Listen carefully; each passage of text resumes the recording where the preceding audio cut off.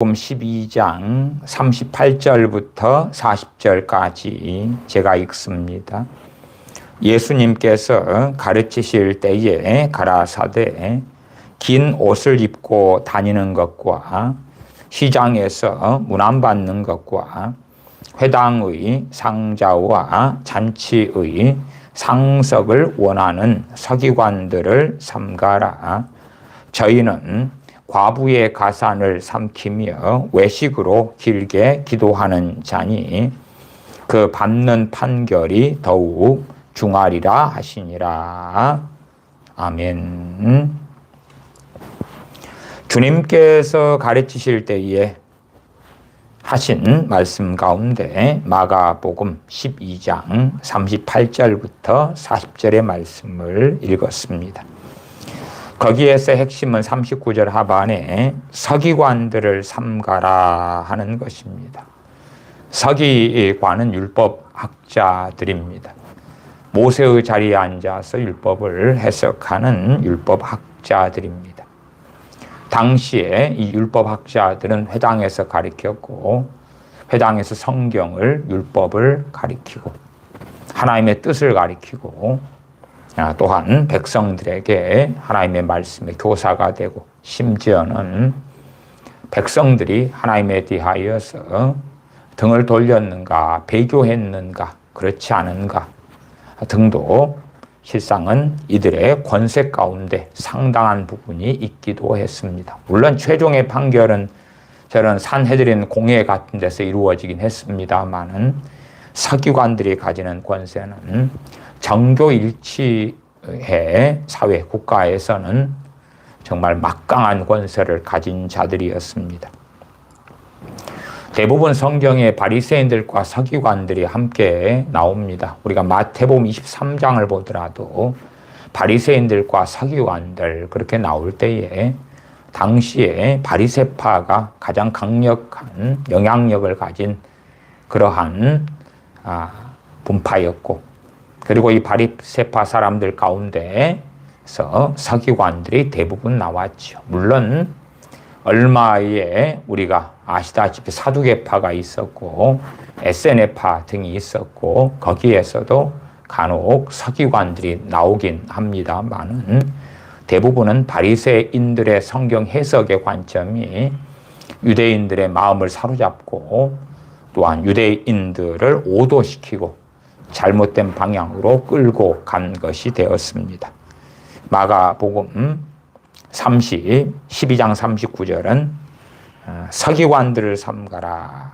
그런데 수식어가 있습니다. 어떠한 서기관들인가? 물론 모든 서기관들은 아닐 것입니다. 그냥 서기관들은 지금으로 한다면 목회자들입니다.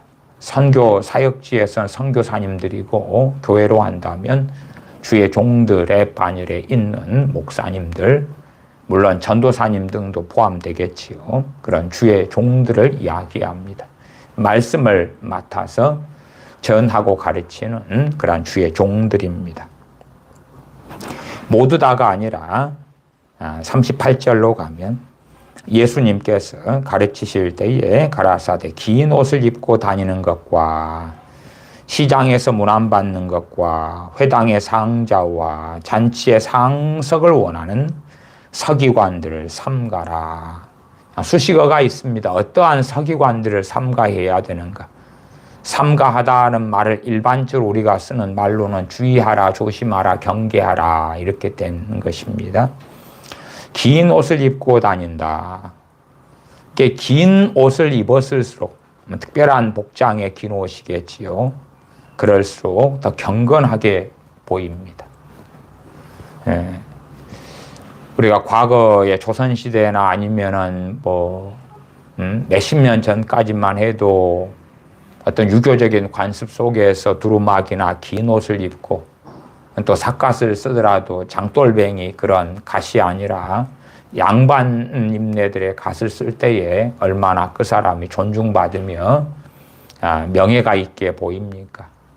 그래서 지금도 유교의 관습 가운데서는 문중의 행사나 제사나 등을 할 때에 그런 사람들이 전통의 복장들을 입고 나타나지요. 그렇게 할 때에 이제 그들은 권위를 가지는 것입니다. 그래서 외모적으로 눈에 보이는 것도 상당히 사람들의 마음을 사로잡는 것에 중요한 영향을 미칩니다. 사람들은 육으로 보는 것을 가지고 판단하는 경향이 아주 많기 때문에 그래서 그에 따라서 긴 옷을 입고 다녔더라. 외식하고 사람들의 존중과 존경과 사람들로 하여금 따르게 하기 위하여 그랬더라. 로마 가톨릭이나 정교회 같은데 또 성공회 같은데도 그렇습니다만 복장을 그렇게 하는 것이 우리가 수녀들, 수도사들, 신부들, 주교들 또한 그들이 미사를 할 때에 그들이 하는 복장 교황 같으면 관을 쓰고 지팡이를 때로 들고 막 금빛 나는 옷, 보라색 옷, 자주색, 보라색 옷, 붉은색 옷 많은 것들을 사용해요. 그렇지.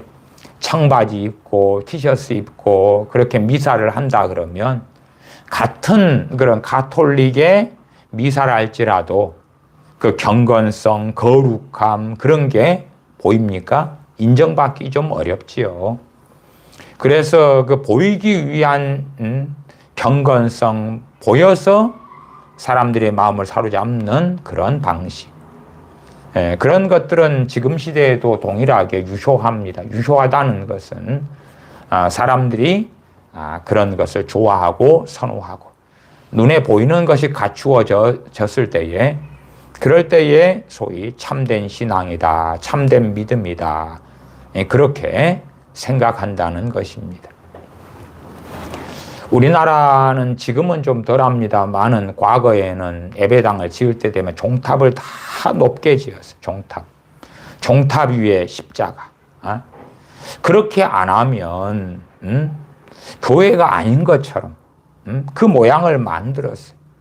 물론 정교회나 가톨릭이나 성공회는 또 더 멋지고 화려하게 해왔지만 그보다는 못할지도 몰라도 일부 교회 예배당 빼고는 못하겠지만 그러나 이제 종탑을 세우고 그 종탑을 세울 때 되면 매우 많은 돈이 필요합니다. 사실상 별로 의미는 없는데 멀리서 볼 때에 화려한 예배당의 종탑이 보이고 십자가가 보이고 지금은 그런 것들이 위험물들이 되기 때문에 종탑을 설치하기는 커녕 이제 철거해야 되고 또 오래돼 가지고 위험한 것들이 아주 많게 되어졌죠. 저도 서울에서 목회할 때에 종탑이 있었는데 종탑을 철거를 했었습니다. 그 돈을 많이 주고 철거를 했습니다. 오래되니까 위험해서 그렇죠. 그래서 그 전에 교회에 예배당이 있던 자리에 이제 그곳을 이어서 임대하여서 서울에서 목회를 하게 되었던 거거든요. 그러나 그것이 위험하기 때문에 철거를 다 했더랬습니다. 눈에 보이는 것. 어쨌든 눈에 보이기 위해서는 임대교회보다도 건물을 가진 교회가 얼마나 좋습니까? 단층보다도 3층, 4층, 5층, 작은 것보다도 큰 거. 그 다음에 이제 우리가 다 그런 건 아닙니다. 그런 눈에 보이는 것은 목회자를 판단해서는 안 됩니다. 그런데 뭐 일반적으로 목사 가운이 있습니다. 저도 목사 가운을 흰색, 검정색, 흰 것은 하복이고 검정색은 동복입니다만은 주로 춘추에 하복이나 동복을 같이 쓰기도 합니다. 그 다음에 스톨이 있습니다. 스톨은 절기 때에 그 색깔이 있지요. 보라색이나 하얀색, 붉은색, 녹색 이런 스톨 그것을 가지고 이제 어떤 절기를 보냅니다. 성령 강림절이면 붉은색 스톨, 스톨이라 그래요. 거는 거 있죠, 이렇게. 그러면 그런 것을 쓸 때에 아주 값싼 싸구려 천으로 된 스톨, 저 같은 경우는 최고 싼 것입니다, 스톨이. 가장 싼 거고, 또 목사 가운도 그냥 말하자면 벌써 장만한 지가 딱 20년 된 것 같아요, 20년. 딱 20년 됐는데, 아니 20년 딱 20년 됐네. 20년 됐는데 당시에 가장 그 저가품을 샀거든요. 그래도 비쌌어요. 2개의 스톨까지 해서 20년 전에 70만 원 주고 목사 안수 받을 때 샀기 때문에 비쌌어요. 어쨌든 그래도 저가품이에요, 그냥. 그래서 치렁치렁하지요. 이 소매도 목사 가운 치렁치렁해요. 저는 좀 어색해. 양봉을 많이 입다가 어쩌다가 절기 때나 부활절, 성탄절 아니면 세례식, 성찬식 그럴 때에 간혹 입거든요. 예, 그렇게 하면 막 소매가 치렁치렁합니다. 이렇게. 예, 눈에 보이는 것을 위해서는 이 목사 가운에 매우 많은 돈을 들여야 돼요. 그러니까 여러분이 상상하는 것보다 좋은 건 많이 비쌉니다. 그냥 여러분 명품 그 루이비통 이런 거 생각하시면 돼요. 예, 그래서 어떤 것은 뭐 1,000단, 1,000만 원 단위도 넘고 딱 보면 이제 아는 사람은 견적이 보여요. 저건 한 500에서 700 가겠는데 저건 1,000만 원 가겠는데 뭐 그렇게. 근데 이제 그것을 저는 하얀 거, 검정 거 제가 경건하다는 건 전혀 아니에요. 아니요. 그다음은 상관없는 이야기예요. 예, 또 그런 걸로 목회자들 판단하면 안 된다고 제가 말씀을 드렸어요. 그럼에도 이제 흰색, 검정색 말고 갈색도 있고 뭣도 있고 뭣도 있고 물론 목사 가운 항상 입는 분들은 또 종류가 많으면 좋겠지요. 그런 것이 이제 싼 것보다도 소위 수제 명품을 사용해요. 비싸죠. 좋죠. 실상 그렇게 할 때에 너무 경건하게 보여요. 이게 제가 똑같은 양복을 입었어도 양복도 하고 헤어도 더 이렇게 그냥 머리 감고 그냥 저는 대충 이게 그냥 아침에 한 그거잖아요. 그대로 그냥 그대로 뭐 드라이도 하지도 않은 것이고 뭐 손으로 만지도 않은 것이고 그러니 이것보다도 그 메이크업을 뭐 한다든지 아니면 손질을 한다든지 옷도 딱 이렇게 좋은 것 와이셔츠 맞추고 넥타이 맞추고 어쨌든 간에 목회자가 볼 때 외형적으로 핸섬하게 보이고 매력적으로 보이고 복장이 좋게 보이고 그럴 때에 사람이 끌리는 거예요. 일반적으로. 그러나 우리 주님께서는 볼품이 없게 오셨다고 이사야 53장에 말씀하시죠. 풍채도 좋지 않으셨고 흠모할 만한 모양이 없으셨다 그러죠. 그러나 이 서기관들은 긴 옷을 입었다. 상징적인 특징적인 대표적인 것 가운데 하나를 주님께서 말씀하신 거예요. 사람들의 마음을 사로잡으려니까 인간의 모양을 내려고 사실은 이런 부분에서 더 과도하게 가는 경향이 있다. 심지어 목사 가운도 보시면은 목사 가운에는 이 양팔 좌우 팔에가 짝대기가 없습니다.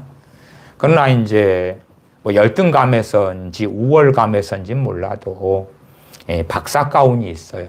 박사 가운은 짝대기가 3개가 있어요. 빨간 짝대기가. 박사 가운을 입고 설교하는 목사님들도 종종 있지요. 왜?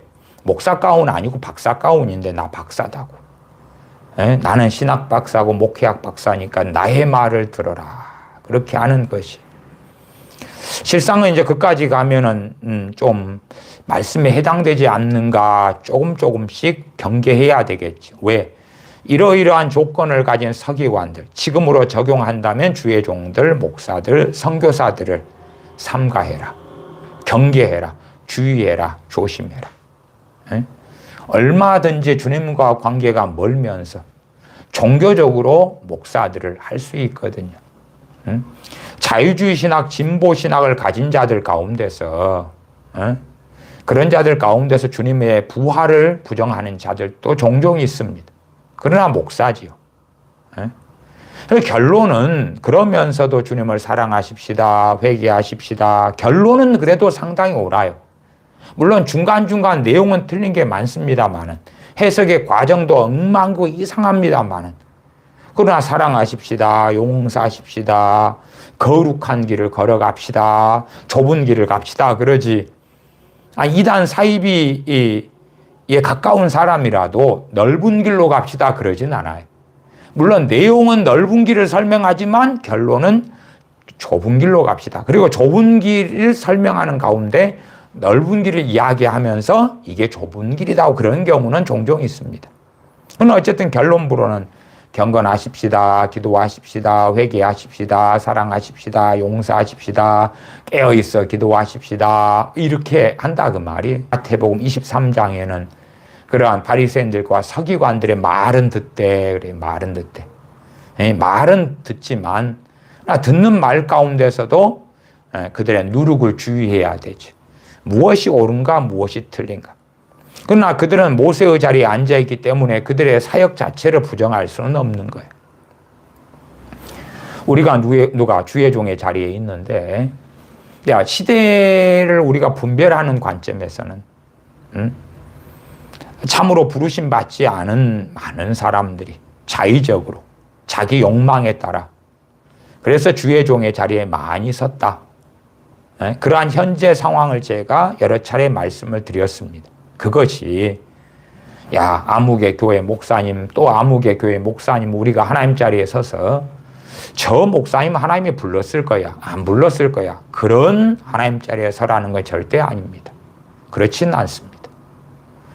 이제 성경시대나 지금 시대 공통점이 존재하지만 또한 상당한 차이도 존재해야 합니다. 과거에 때는 교통수단의 발달이 제대로 안 되었지요. 그 다음에 초대교회다 그러면 목회자들이 적었고 또 교회가 적었습니다.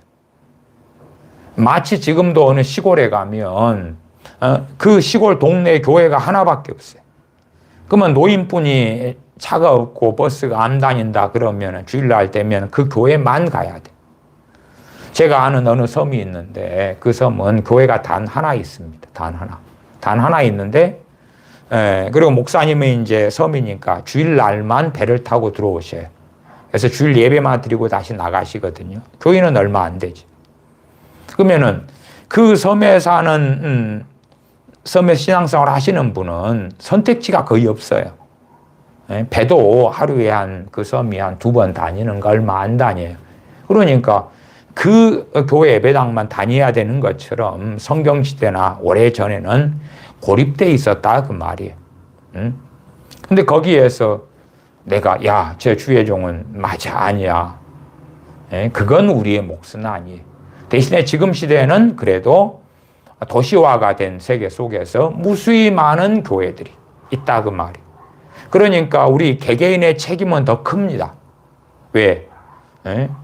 불가피하게 그 고립된 지역에서 교회 하나에서 내가 신앙생활을 하는 게 아니고, 제가 제 고향 동네인 여수 같은 데도 교회가 한 800여 개 이렇게 있단 말이에요.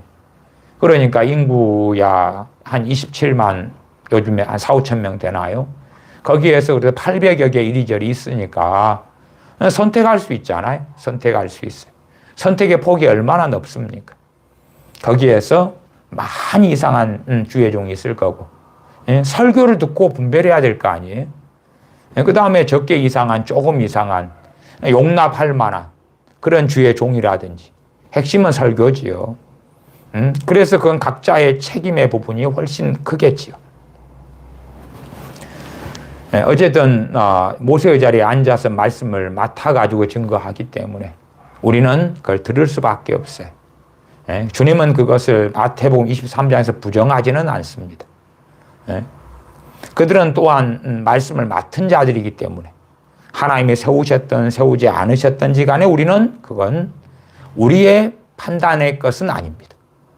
대신에 우리가 어느 교회에서 신앙생활을 하는데 도통 말씀이 틀린 것 같아. 그러면은 옮길 자유는 있지요. 다른 더 좋은 교회로 옮길 자유는 있는 것입니다. 그러나 우리가 하나님의 종의 자리에 있는 이들을 하나님이 된 것처럼 그렇게 판단하지는 말죠. 만약 우리의 판단이 맞다 할지라도 그래도 틀린 게 되는 것입니다. 결론이 맞아도 우리는 잘못된 것입니다. 왜요? 우리에게 판결권이 있지 않기 때문에 그렇습니다. 그냥 문제가 우리가 정확히 아는 말씀에 있어서, 중요 교리 등에 있어서, 중요한 말씀 해석에 있어서 너무 오류가 심하다. 그러면은 일반적으로 말 없이 분쟁하지 말고 이간질하지 말고 또 이간질이 아니고 사실을 말하는 것일 수도 있지만 그런 것을 안 하고 조용히 살짝 나만 혹은 내 가족만 옮기는 것이 옳고 지혜롭다. 하나님 앞에서는 그렇게 말씀을 드리는 것입니다.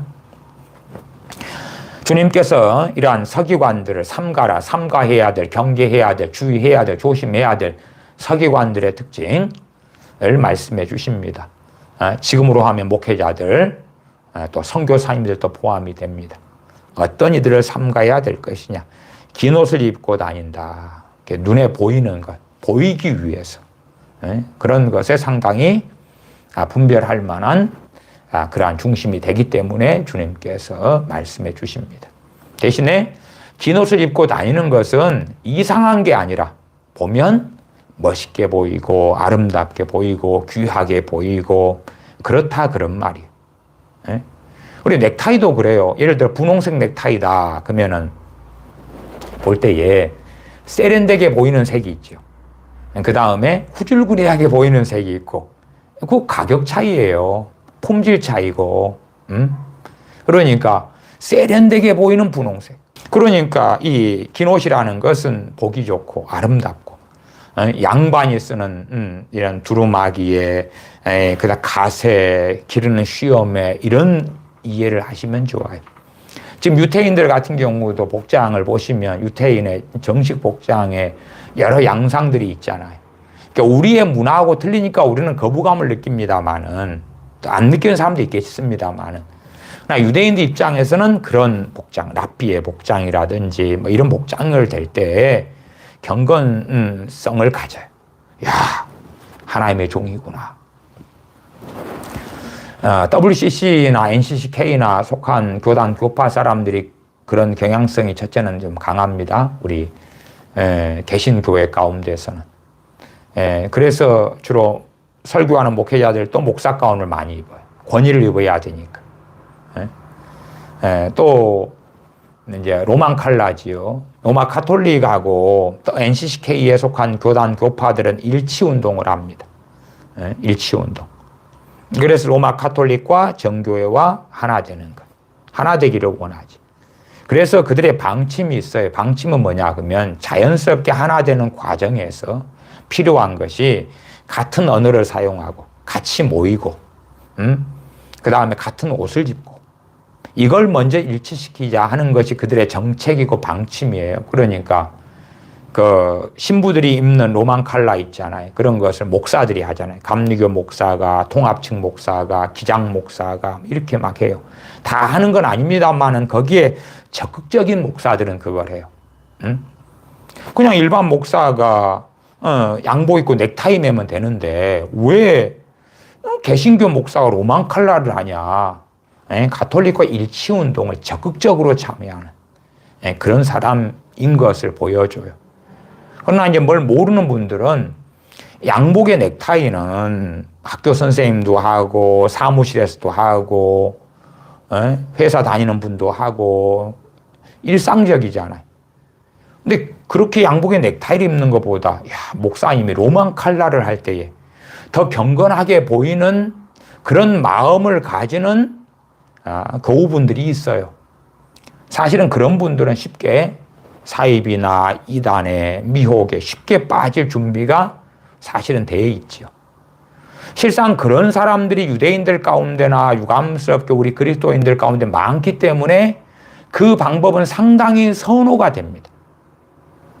로마 가톨릭의 성당이나 정교회의 그런 성당이나 베드로 대성당 이런 거, 또 성공회의 성당이나 또 그런 예배당들, 요즘 우리 개신교회 가운데 비싸게, 멋지게, 화려하게, 화려하게가 덜 되면 인테리어부터, 강단 장식, 이 강대상부터 시작해서 아주 아름답고 멋지게, 화려하게, 그렇게 이제 해야지만이 사람들의 마음을 끌죠. 눈에 보이는 것에 사람들은 집착하기 때문에요.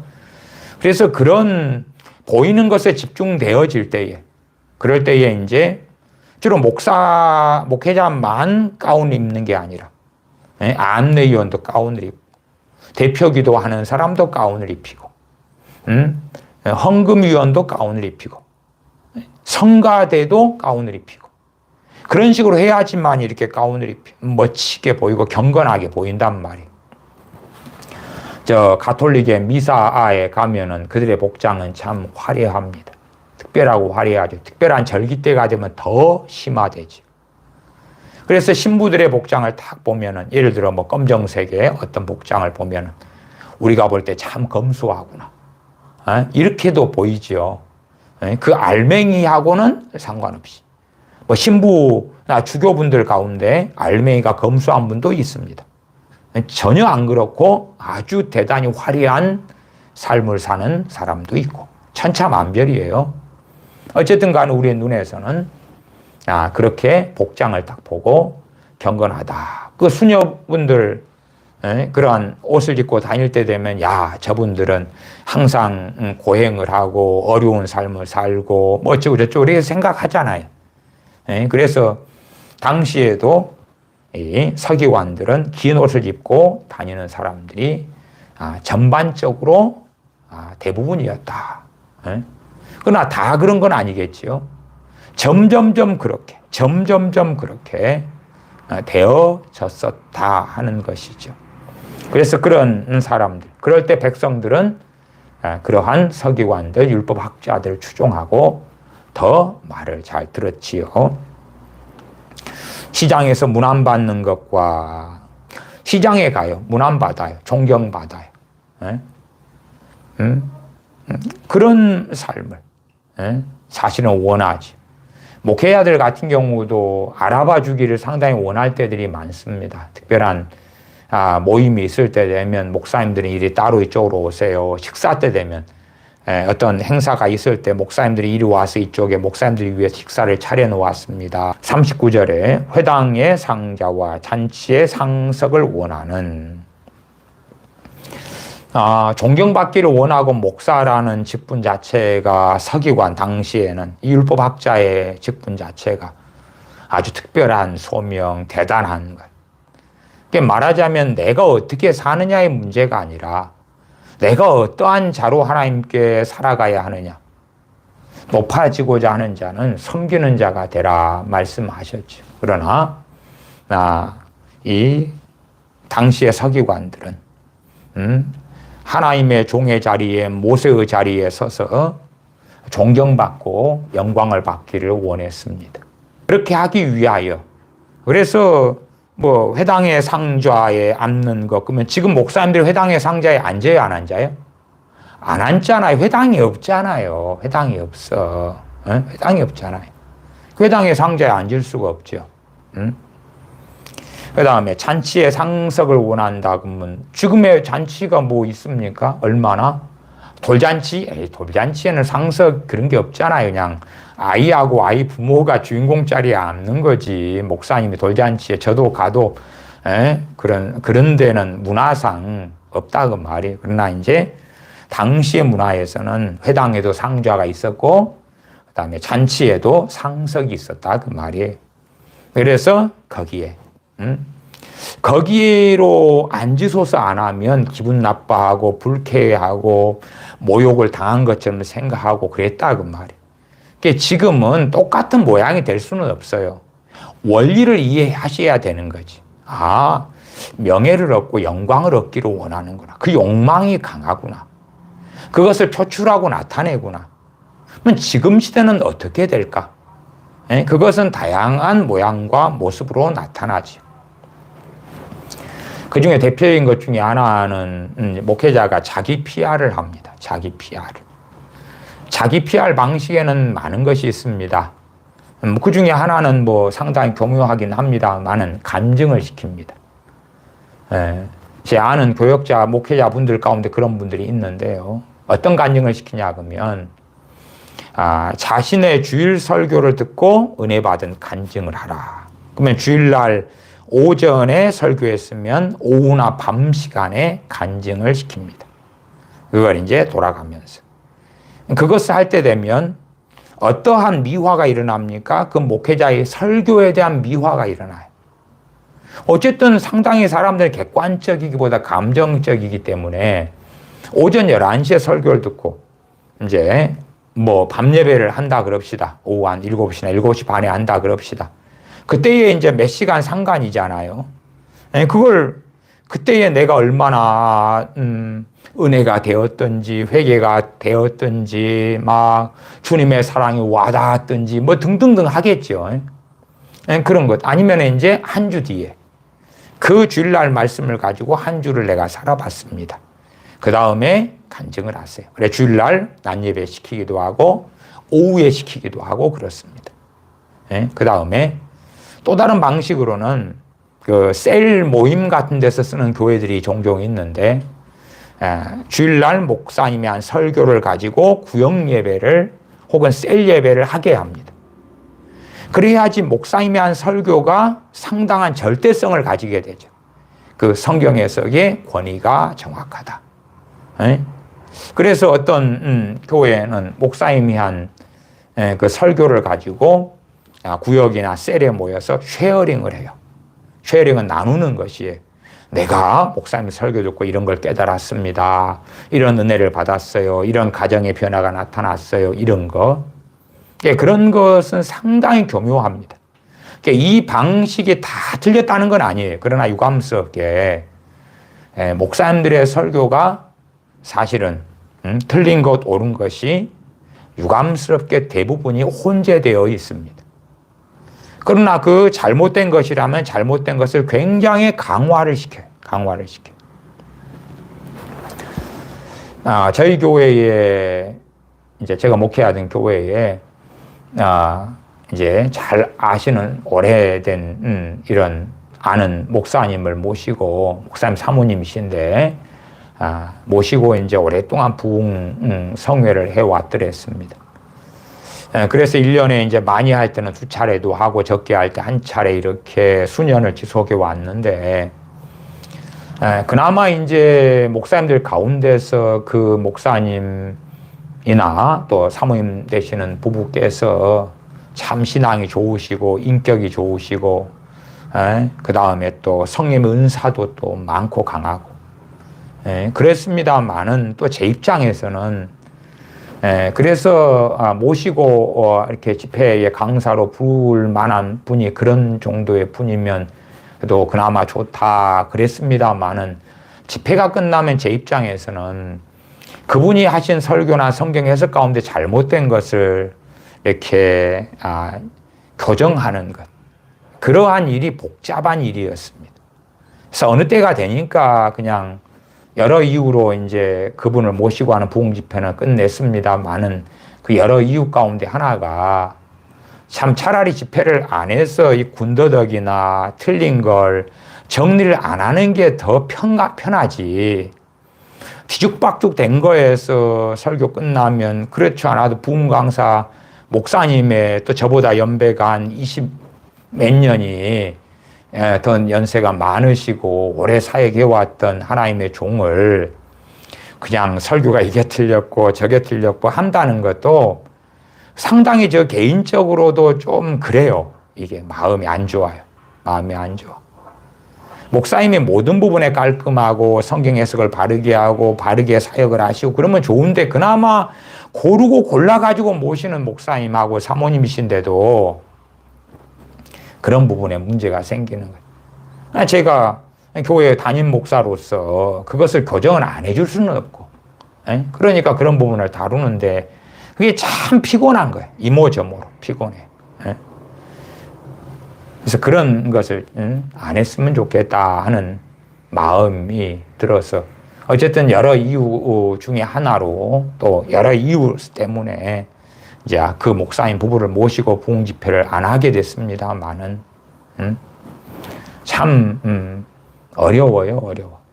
그래서 목사님이 한 설교가 그것을 가지고 은혜 받은 것, 이제 그런 방식도 목사의 경건함, 거룩함의 PR로 많이 사용돼요. 목회자가 제가 지금 회당의 상자와 잔치의 상석을 않는 것, 원하니까 안고 존경받고 하는 것에 대한 일부의 지금 양상의 적용으로서 예제를 조금 드립니다. 이해를 못 하실까봐. 성경 읽기만 해가지고는 잘 모르시니까. 목회자가 이제 자신의 기도 생활을 말합니다. 이제 우리나라의 인터넷 설교를 가장 많이 이렇게 한국교 교인들이 듣는 그 랭킹 순위가 뉴스에도 나오고 그렇습니다. 그러면은 1순위가 주로 그 박한수 목사님, 제자 광성교회라 동합측인데 그 교회는 그래도 교인 한 1,500명 되는데도 여의도 순복음교회 막 40 몇만 명, 40만 명이 넘는 그 교회보다 더 많은 우리 크리스천들이 설교를 듣습니다. 1등. 그 다음에 뭐 두 번째가 저는 유기성 목사님, 이제 올해 4월로 지금 은퇴합니다. 작년 11월 말이 마지막 설교를 하셨고 65세인데 만으로 5년 빨리 은퇴하시는 그분. 그 다음에 이제 세den교회 소광석 목사님, 그런 양반. 또 대전 중문교회 장경동 목사님. 그 다음에 지금 연세가 83살 되시는 김진홍 목사님, 주로 이런 분. 거기에 이찬수 목사님이든 또 그런 여러분이 플러스 알파 됩니다만은 주로 그 분들이 5손가락 안에 끼입니다. 그러면은 뭐 소광석 목사님 이런 양반도 2등, 3등 이렇게 하고 그렇습니다. 이게 설교 때마다 왔다 갔다 하는데 기본적으로는 한 5만, 6만 설교 한 번에 듣고 10만, 12만, 13만도 듣고 막 이렇게 하는 정도의 영향력이 아주 큰 목사님. 그 중에서 뭐 세den교회 소광석 목사님 그런 이야기를 하면 그 양반이 그러죠. 설교 시간에 제가 설교를 들었으니까요. 내가 하나님께 한 기도는 땅에 떨어진 것이 하나도 없이 다 응답해 주셨습니다. 그러니까 이 소광석 목사님한테 교인이 기도 요청하고 그럼 다 응답받잖아. 한 번도 응답 안 받은 적이 없다. 그러면서 당시 선거철이었어요. 선거가 끝났는데 단 하나. 자기 교회에서 장로님 가운데 국회의원 후보가 나왔는데 하나님 그것 국회의원 되게 해 주십시오 했는데 그분만 그 하나만 응답 안 됐다. 그 하나만. 국회의원 되게 해달라고. 그러니까 얼마나 신령합니까? 얼마나 신령해. 물론 자기의 믿음은 그 장로님을 국회의원으로 내보내면서 될 줄 믿습니다. 그리고 으쌰으쌰 했죠. 될 줄 믿습니다 했는데 안 됐죠. 그러나 자기 주장은 단 하나만 그것 하나 빼놓고는 내 기도는 하나님께서 땅에 떨어뜨리신 얘기 하나도 없다. 그렇게 자기 PR을 한다 그 말이에요. 내게 안수 받아서 이런 이번에 집회를 했는데 와 청년들이 회개가 터졌고요. 병이 고쳐졌고요. 하나님께 영광의 박수를 돌려드립니다 해도 사실은 알고 보면 자기 PR인 거예요. 자기 광고인 거예요. 그런 양상이 회당의 상자와 잔치의 상석을 원하는 것. 하나님의 영광을 빼앗는 거지요. 구제를 하면 내가 구제를 이번 달에 아무개에게 어떻게 구제를 했다.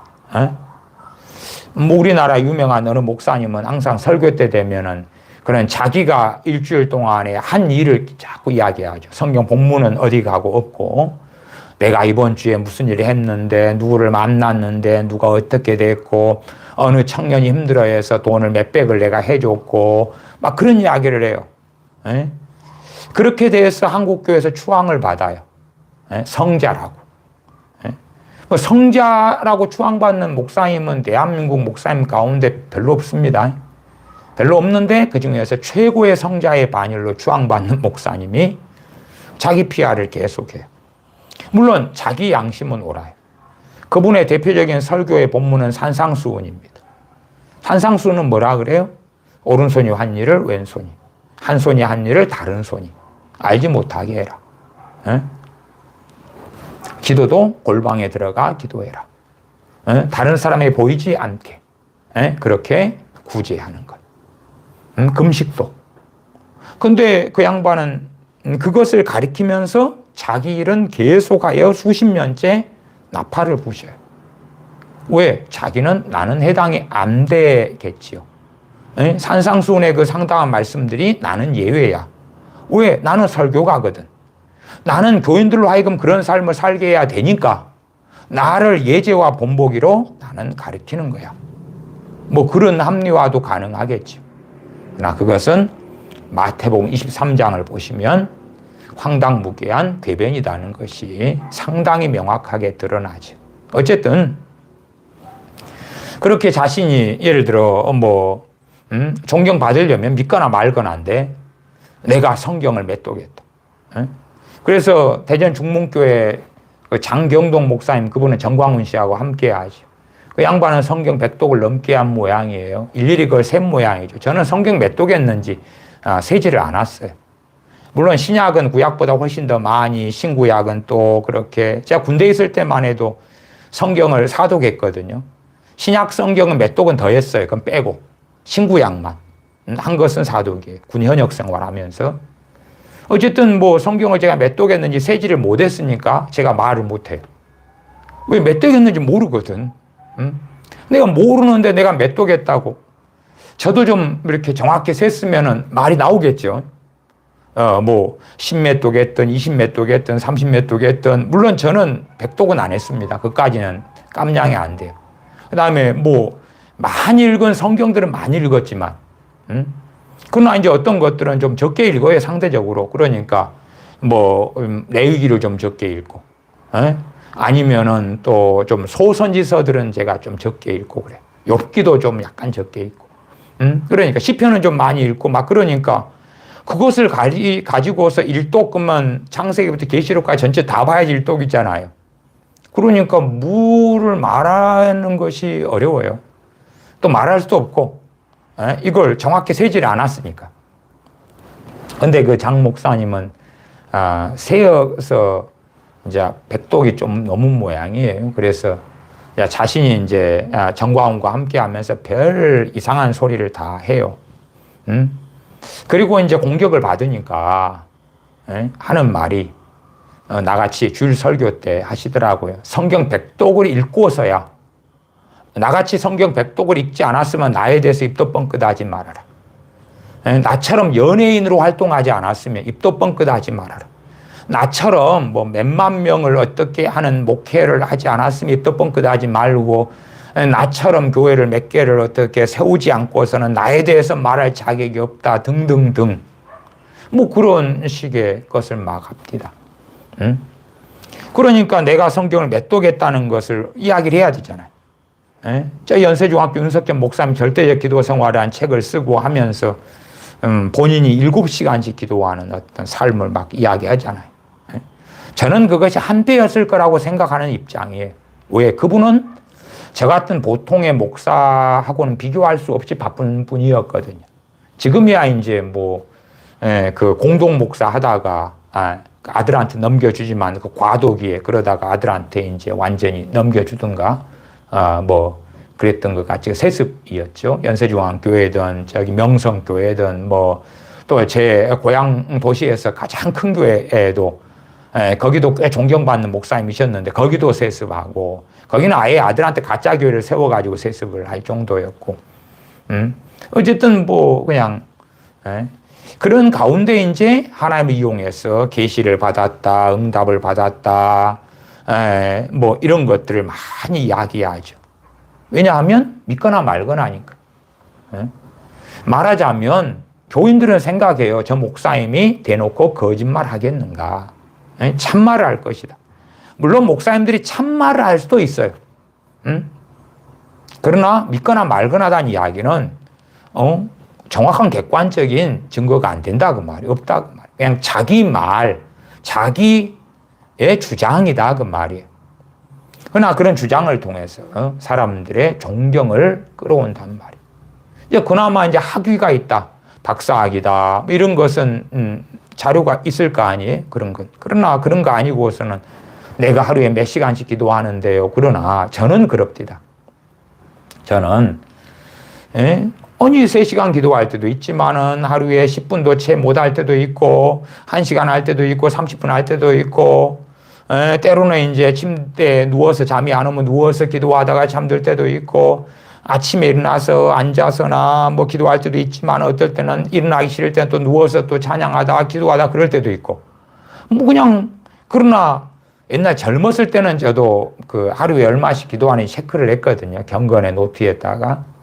근데 이제 지금은 그런 체크도 안 하고 또 제 기도 생활에 굴곡을 타니까 내가 하루는 뭐 10분밖에 안 했는데 내가 하루에 1시간씩, 3시간씩 기도하고 있노라. 아니, 당연히 그럴 때도 있고 그렇게 해왔을 때도 있고 그렇죠. 그러나 일관적이진 않으니까.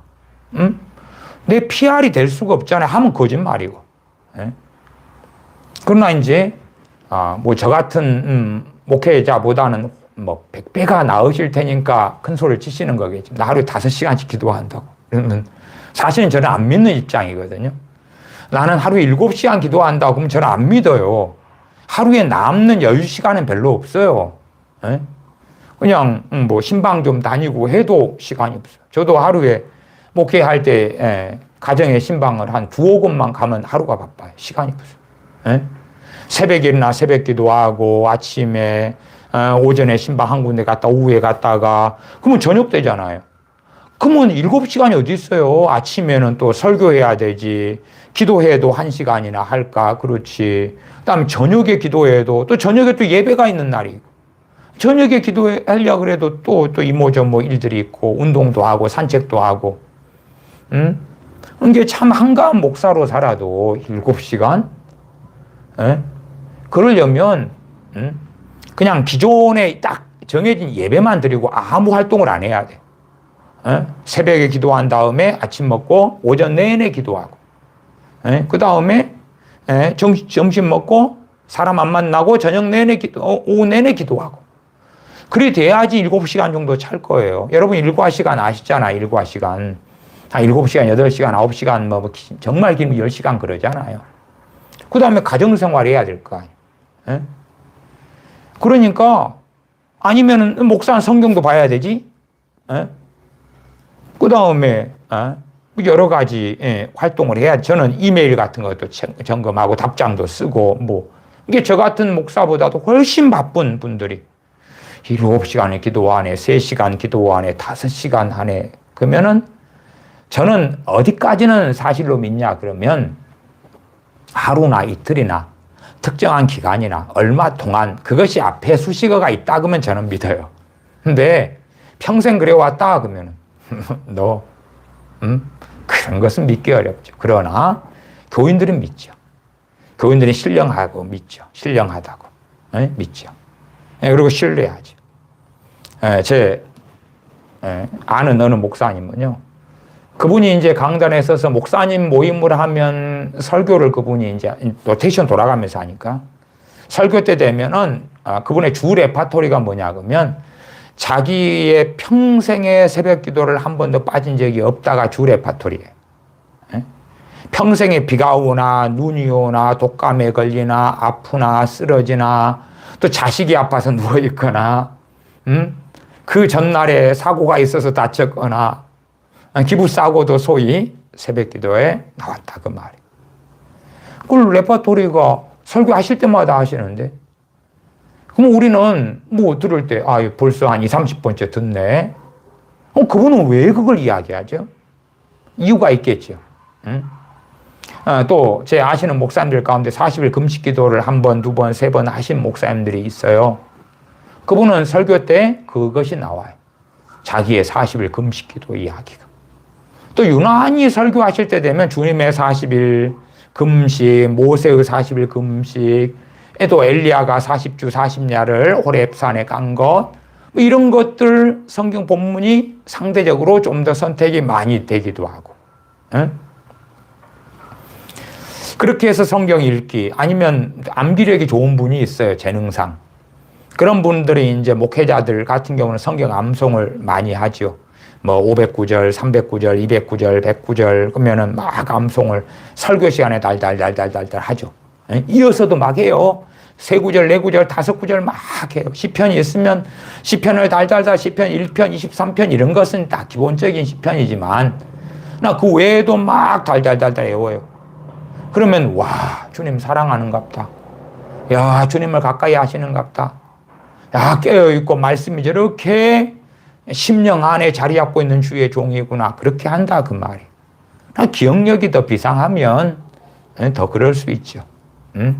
물론 스스로 노력하고 애써서 그렇다면 물론 좋은 거죠. 그러나 굳이 그렇게 성경 구절을 달달달달 애워가지고 할 필요가 없고 오히려 그것보다도 본문에 대하여 주의하고 해설하고 설명하고 논증하고 가르치고 하는 게 더 중요한데 성경 암송은 달달달달 여러 구절을 하지만 성경을 주의를 하지는 않아요. 해석하려고 어떤 해석의 과정 가운데 이 말씀이 이렇다 라고는 하려고 하지 않아요.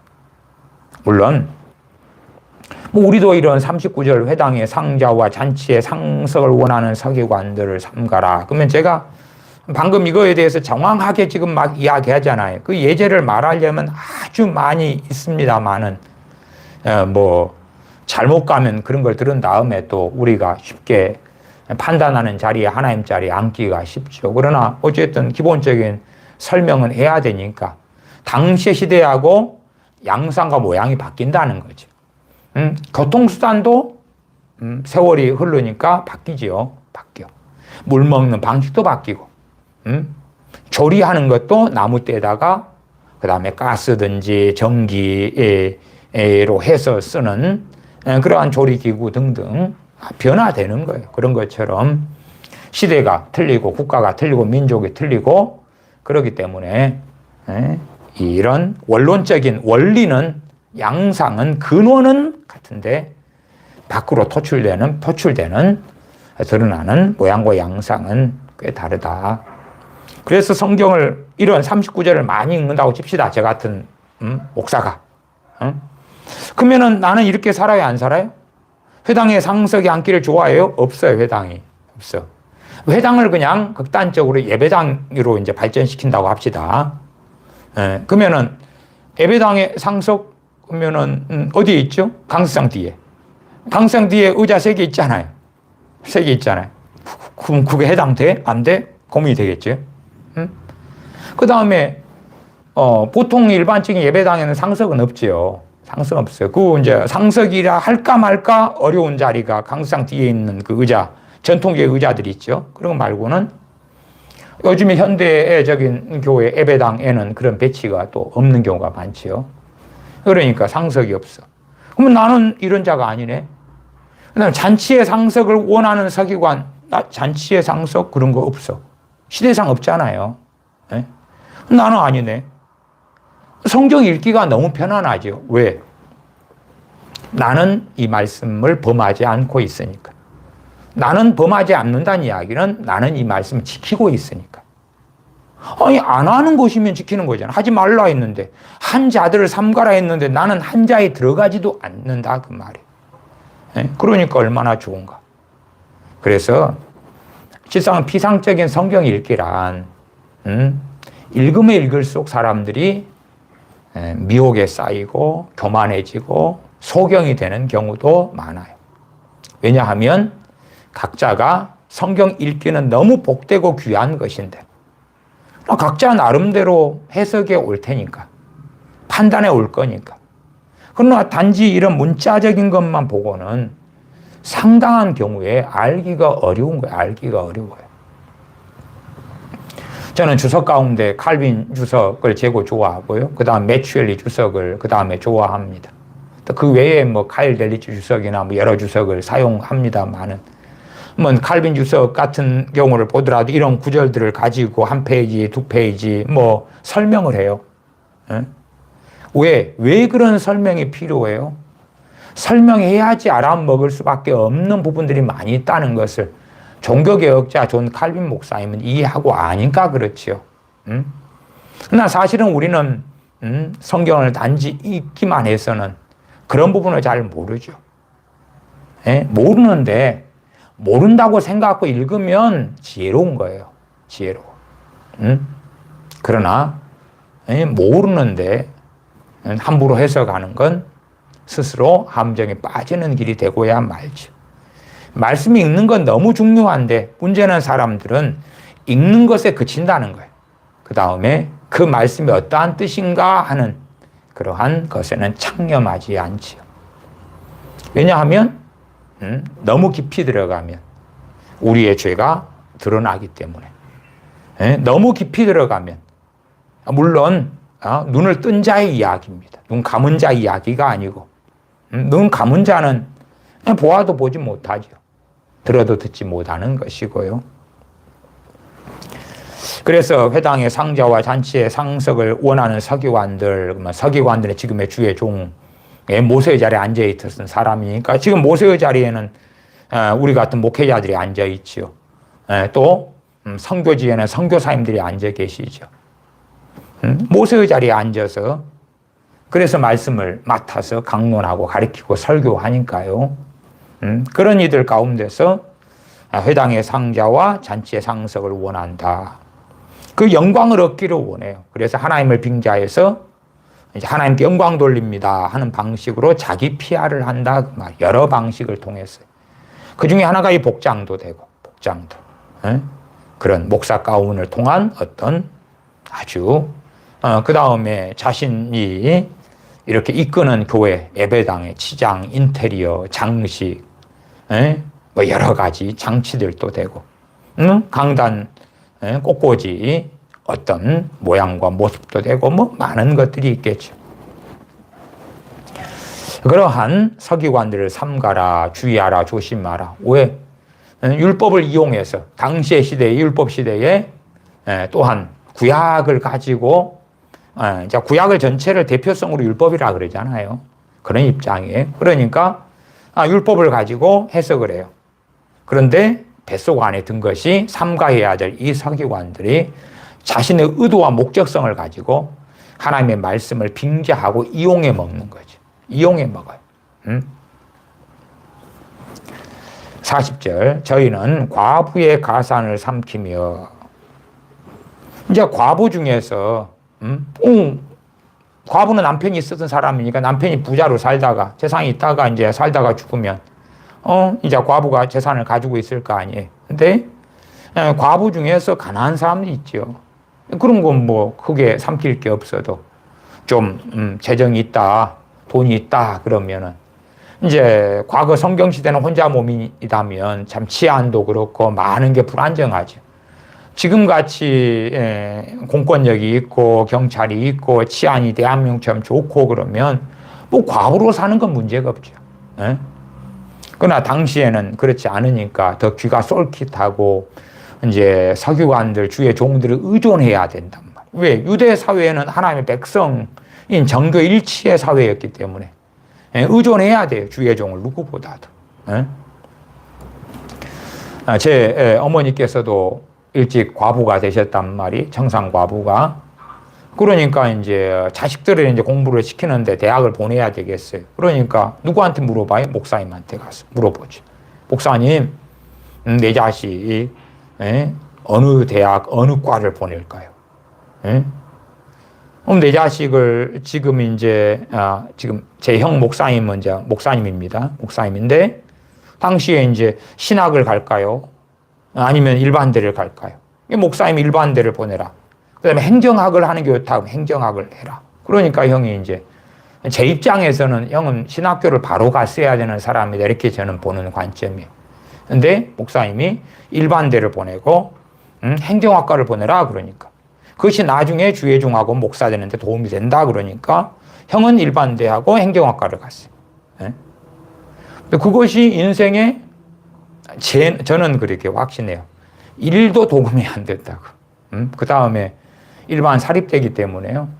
공부를 못한 케이스는 아니었거든요. 그러나 일반 사립대였기 때문에 학비가 많이 비쌌고 어쨌든 가정 형편은 더 공공했고 그래요. 그래서 뭐 그 목사님은 가산도 없고 빚만 있었기 때문에 삼킬 것도 없었습니다만은 그렇게 이제 의존을 한단 말이에요. 주의 종을 의존을 해요. 그래서 이것도 물어보고 저것도 물어보고 그러는 거예요. 그러니까 그에 따라서 이제 오도되기가 쉽죠. 그래서 이 말씀을 모르는 사람들이 과부는 아니어도 영적으로 방랑하고 영적으로 무지한 사람들일수록 그러면서 거기에 플러스 알파로 신앙이 열심히 있으면 항상 속을 준비를 하죠. 누구에게요? 목회자에게. 소위 자기 눈에 신령하게 보이는 사람들에게 속을 준비를 하는 거예요. 지금은 돌아가셨습니다만 전에 어떤 분께서 그렇게 속으셔가지고 어느 교회에 거금의 소위 헌금을 바쳤어요. 그 다음에 이제 저하고 이렇게 상담을 하게 되고 어떻게 해가지고 이제 그 교회 거금의 돈을 돌려받는 이런 이제 뭐 이렇게 과정을 이렇게 거치게 됐어요. 아마 못 돌려받았지요. 그 목사님이 유명한 교회인데요. 그 목사님이 사적으로 다 써버렸다든가 기억이 정확히 오래돼서 잘 안 나네요. 어쨌든 이제 말 듣고 소위 영적인 일확천금, 그걸 막 전하니까 홀딱 넘어간 거예요. 그 좀 사이비적인 큰 교회 있거든요. 그 교회. 그러니까 돈을 낸 다음에 이제 조금 있다 정신이 드는 거죠. 또 한참 그분이 제 설교를 듣고 이러실 때여가지고 그런 거에 대하여 이야기하면서 그래서 알아보니까 어쨌든 정상적으로 교회 헌금이 된 게 아니고 그 목사님의 호주머니로 해서 어떻게 된 거예요. 그래서 이제 뭐 그렇게 어떻게 했는데 그렇게 넘어가기가 참 좋아요. 제 아는 여러 권사님들이요. 신앙 연수는 수십 년 되는데 말씀을 몰라요. 말씀을 모르는데 너무 평안하셔요. 그 다음에 밤 되면은 교회 예배당에 모여서 수다 떨고 주무시다가 아침에 새벽 기도 참여하시고 집에 가셔요. 그러니까 그분들은 노인정처럼 밤 되면 모이셔요. 교회 사랑방에. 그래가 주무셔요. 모여서 수다 떨다가. 그리고 아침에 새벽에 일어나서 새벽 예배 참석하고 뭐 기도는 길게 안 하셔요. 왜냐하면 저도 이제 그 권사님들 모임은 아니었어도 밤 되면 저는 이제 주로 밤에 가서 교회 기도하고 또 따로 새벽에 가서 기도하고 이런 과였기 때문에 뭐 밤에 그분들은 수다 떨고 있을 때 저는 한켠에 기도하고 또 그분들이 새벽에 기도하고 할 때 저도 새벽 기도했다가 그분들 끝나고 그냥 아멘 하면 5분 있다가 안에 다 가시거든요. 차 타고 교회에 그 차를 타고 가시고 저는 이제 남아서 길 기도하고 걸어서 집에 오는 케이스니까 잘 알죠 그냥. 근데 그분들은 어쨌든 기도 생활은 많이 안 해요. 그러나 이제 목사님이 시키는 기도 생활은 합니다. 목사님이 지금도 그 교회도 이제 지금은 목사님이 제가 다니던 어느 교회인데 은퇴하시고 아들한테 세습을 줬어요. 거기도 세습을 줘서 더 크게 막 지었더랬습니다. 근데 목사님이 권사님들한테 그렇게 가르치는 거예요. 당신들의 사명은 나를 위해서 죽을 때까지 기도하는 사명, 교회 위해서, 성도 위해서 그렇게 하면 천국의 상이 클 것이다. 이게 그 권사님들이 말씀을 모르고 그러니까 예배 시간에 졸고 앉아 있어요. 그래도 평안하고 담대해요. 왜? 목사님들이 그렇게 가르쳤잖아요. 이게 이 과부의 가산도 뭐 가산은 재산입니다. 재산이지만은 뭐 재산이 단지 물질만 되는 건 아니죠. 좀 적용적으로 들어가면 우리의 인생이 가장 큰 가산이 되겠죠. 어떻게 무엇을 하다가 주님 앞에 서느냐. 시간. 다 그렇지요. 시간이 돈이다 하는 말이 쓰인 지가 오래되기도 했지요. 어쨌든 그렇게 이제 그냥 물을 남편이 있으면 의논이라도 하겠지만 혼자니까 더 잘 속죠.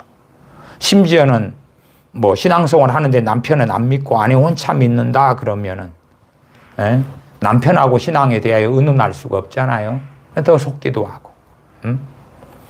그래서 이러한 서기관들은 약점이 있는 사람, 대표성을 가진 사람이 과부지요. 그래서 가산을 삼킨다. 단지 과부가 대표성을 가지고 말씀한 것이지 과부만을 이야기한 건 아닙니다.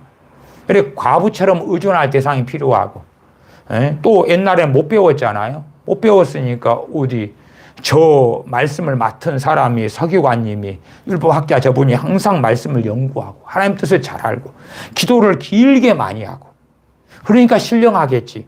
하나님의 뜻을 묻는 거죠. 선지자 대용이 되기도 했지요. 그래서 잘 넘어가서 삼킴을 받지요. 외식으로 길게 기도하는 자니 누가요? 이 서기관 이분이. 길게 기도하는 것은 막 은혜 받고 성령 충만 받고 회개가 터지고 그러면 길게 기도하지 마라 그래도 길게 기도하게 돼 있어요. 일반적으로. 그러니까 길게 기도하는 건 좋고 아름다운 것입니다. 마가의 다락방에서 120문도가 모여서 저녁 기도에 힘쓰니라. 또한 주님께서도 엘리야 선지자도 그렇게 길고 깊이 기도하는 다니엘 선지자도 그렇고 그건 우리가 상식적으로 알고 있어요. 그러니까 이 길게 기도하는 것을 사용할 수가 있는 거예요. 왜? 길게 기도하는 모양을 나타내면 야, 깨어있구나, 신령하구나, 경건하구나, 놀라운 하나님의 종이구나 그렇게 되는 거예요. 그런데 길게 기도하더라도 골방에서 하면 주님의 산상수훈처럼 골방에서 하면 누가 알아요? 몰라요? 모르는데 그러니까 보는 자리에서 해야 되는 거예요. 보는 자리에서. 그걸 보이려면 이제 그런 것도 괜찮아요. 제 아는 목사님들이 또 그런 분들이 계시는데 아예 그냥 교회 강대상에 잠자리를 펴셔요. 그래 강대상에서 이제 좀 안 좋은 이야기입니다만은 강대상에서 기도를 안 하셔요. 근데 잠자리를 펴놔요. 잠자리를 펴고 거기서 주무셔요. 기도는 안 해요. 근데 교인들이 거기에서 교인들은 밤중에 있지를 않잖아요. 목사님이 자리 깔고 거기에 주무시고 밤새워 기도하고 이런 줄로 이해하게끔 오해가 일어나게끔 목사님이 설교 때 이야기를 해요. 교인들한테. 어쨌든 강대상에 자리 깔고 누워서 거기 자는 건 사실이니까. 그냥 거기가 잠자리로 사용한다는 것을 어떻게 알겠어요? 그러니까 본인은 어쨌든 거기에서 자면서도 짧게는 기도해요? 안 해요? 하지요. 그러니까 내가 이 강단에서 여러분을 위하여 하나님께 부르짖어 기도합니다. 그러면 100% 다 거짓말은 아니죠. 왜? 그분이 강대상에 주무시면서 기도는 별로 안 하는 목사님이신데 근데도 전혀 안 하지는 않을 거 아니에요. 또 새벽 기도 때에도 좀 기도하실 거고 그러나 사람들이 생각하는 것처럼 사람들은 과도하게 생각한단 말이에요. 교우분들은. 그건 아니란 말이에요. 근데 그걸 이용을 하는 거예요. 그러니까 그 소위 젊은 친구들의 용어로 컨셉질이다 그러죠. 그 컨셉을 잡아가지고 이렇게 사용하는 그런 경우들이 있어요. 길게 기도하는 자니 외식으로 길게 기도한다. 길게 기도하는 거 주님 사랑해서 길게 기도하는 건 너무 복되고 귀하고 아름답습니다. 그러나 그렇게 교인들이 인식하기 때문에 이용하는 거예요. 연장선에서 적용적으로 과거에는요 90년 한 중반까지는 금식 기도가 굉장히 존경을 받던 거였어요. 저희 목회자 세계에서는 40일 금식 기도, 그 다음에 이제 철야 기도. 그래서 목사님들 모이고 그러면은 또 부흥사 분들 되시거나 목사님들 되면은 항상 걸걸한 목소리, 그게 영광이 됐거든요. 그래서 쉰 목소리, 할렐루야, 할렐루야, 그렇게. 그 다음에 외식으로 이제 그런 것을 많이 보여요. 그냥 무슨 일이 있으면 주여, 그래. 무슨 일이 있으면 아버지, 그래. 근데 저 같은 경우는 좀 역겨울 때가 많았어요. 왜 역겹냐 그러면 그 목사님들을 제가 알아요. 모르면은 역겨울 일이 없지요. 근데 알아요. 저분의 삶은 많이 안 좋다는 걸. 많이 안 좋다는 걸. 심지어는 자기 사모 와이프를 폭행하기도 하고 애들한테 막 끔찍한 막 악담을 하기도 하고 폭언하고 분노하고 격분하고 집에 살림살을 깨부수고 가정폭력을 행하는 목사님들 많습니다. 많은데 사모님들이 많이 참아요. 속병이 들고 화병이 들더라도 그냥 교회를 무너뜨릴 수 없기 때문에 참아요. 그런 경우들이 많아요. 근데 어쨌든 그런 걸 아는데 이제 밖에 보일 때는 교우분들은 목사님하고 살지를 않잖아요. 예배 시간에 잠깐 보고 삶을 함께 하지를 않아요. 그러니까 모른단 말이에요. 그래서 그때에 말하자면 커피를 한 잔 마셔요. 커피를 마시다가 약간 흘려요. 주여. 응? 사과를 하다가 포크로 사과를 찝어가지고 먹다가 뚝 떨어질 수 있잖아요. 그러면 아버지. 그러면 이제 저 같은 사람이 아는 경우에 보면은 역겨워요. 이게 역겨워. 또 가다가 계단을 바로 잘못 헛디디면 주여, 그리고 아버지, 그래요. 그래서 참, 그것은 진짜, 아이고, 참, 이게 그런 것들이 이제 습관으로 만드신 거지. 근데, 아니, 그렇게 삶 가운데 소위 어떤 목사님이 하는 운동처럼 24시간 주님과 동행하자. 그러려면 잠도 자지 말아야지 동행하기 쉽겠죠. 며칠이나 버틸지는 몰라도. 왜? 잠자는 시간에 동행을 어떻게 하실 거예요? 믿음으로 동행을 하실까?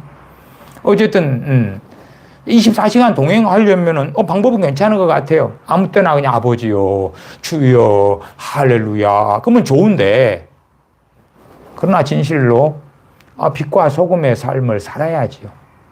그렇게 할 때 하나님께 영광을 돌리지. 그러지 주님의 얼굴에 먹칠을 하면서 주여 그러면.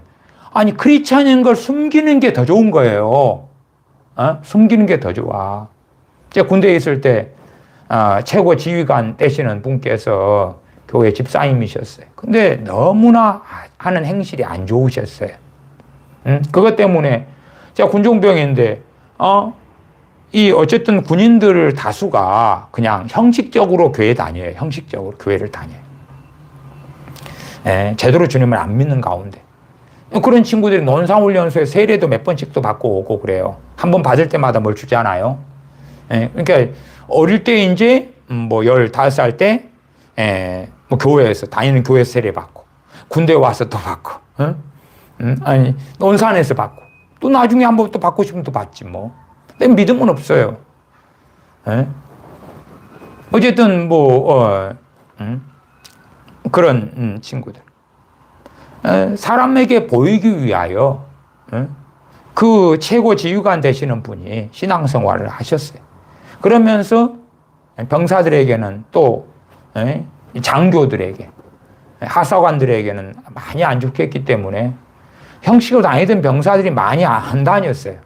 그냥 그분이 그런 못된 그런 덕이 안 되는 삶을 살기 전에 그 앞에 지휘관이셨을 때는 이제 예를 들어서 한 300명이 다녔다 그러면 그분 지휘관 할 때는 250으로 220으로 떨어지는 거예요. 그러니까 참 보기 안 좋죠. 오직 하면 제가 기도했어요. 하나님, 똑같이 악하고 못 되려면 불교 신자가 오는 게 좋겠습니다. 저는 어쨌든 저런 분들 가운데 예외는 있습니다만은 기독교인들 예수님 믿는다 하는 사람들 신뢰를 안 하기 때문에 원체 경험이. 그래서 또 다시 예수님 믿는 지휘관이 올 때 되면 저는 10중 8구 이것도 아이고 복음하에 도움이 안 된다 이런 입장이니까 차라리 기도했다니까 불교 신자로 못된 사람을 보내주세요. 근데 어쨌든 제 기도에 응답하신 건 아니시겠죠. 근데 불교 신자는 못된 사람이 왔어요. 그러니까 절에 가던 이제 병사들 좀 계급이 낮은 병사들은 종교 생활이 의무 이런 것들이 좀 있어요.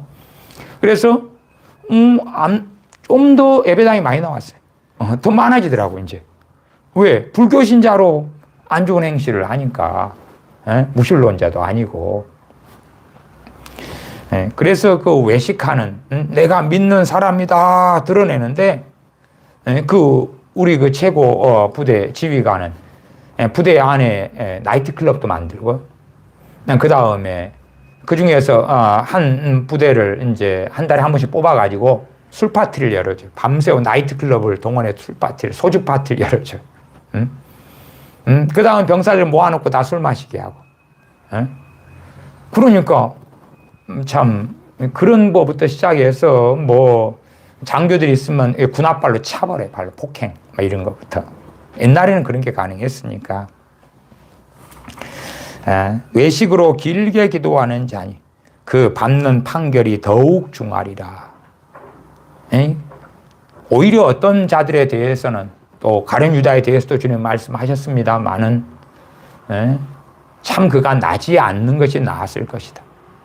아니면 어떤 자들은 복음을 듣지 않고 했던 게 더 나았을 것이다. 같은 지옥에 가더라도 급이 틀리고 격이 틀리니까. 그러나 이 서기관들이 받는 판결은 더욱 중하다. 밟는 판결은 당연히 지옥에 떨어지는 건데 지옥 중에서도 가장 끔찍한 곳이다 그 말이. 응?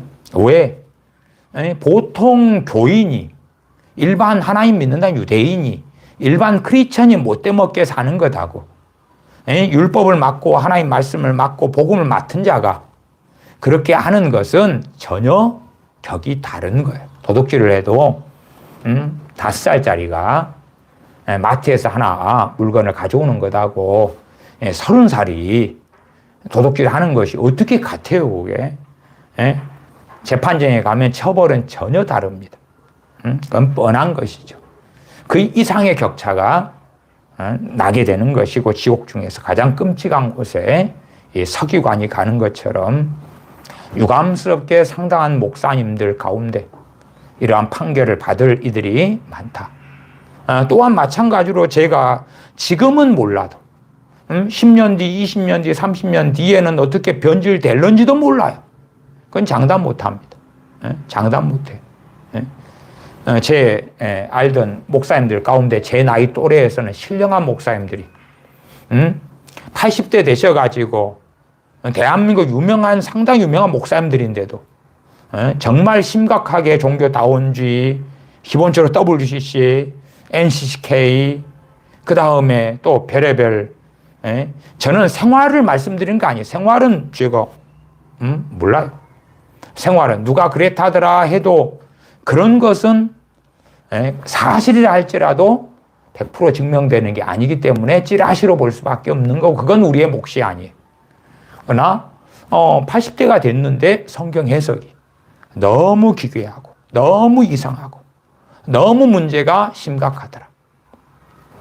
그러면 주님 앞에 섰을 때에 어떻게 되겠느냐 하는 것이, 그래도 목사기 때문에 젊은 날에 뜨거웠고 성령 충만했기 때문에 주님 앞에 온전히 설 수 있을 것이냐? 그렇지 않다 그 말. 그렇지 않다. 시간이 많이 되어서 마가복음까지 보려 했는데 마태복음까지 보려 했는데 마가복음만 보고 말씀을 이렇게 마무리하겠습니다. 기도하겠습니다. 아버지 하나님, 어떠한 서기관들, 어떠한 율법학자들을 삼가라 말씀하시는 것을 듣습니다. 저희가 진실로 그러하나 이 세상에서는 주의 종들을 통하여 말씀을 듣고 또한 그런 가운데 교회가 서 있는 시대이기 때문에 지혜롭게 무엇보다 주님 의지함으로 겸비함으로 예배하며 찬양하며 나아갈 때에 성령님의 도우심을 통하여 말씀에 대한 분별력이 또한 말씀을 깨닫는 은혜를 풍성하게 주셔서 그리하여 좌로우로 치우치지 아니하고 어그러지지 아니하고 주님을 따르다가 진리를 따라 살다가 주님을 영화롭게 하다가 기쁨으로 주님을 배웁게 하여 주시옵소서. 우리 주 예수님의 이름으로 기도하옵나이다. 아멘.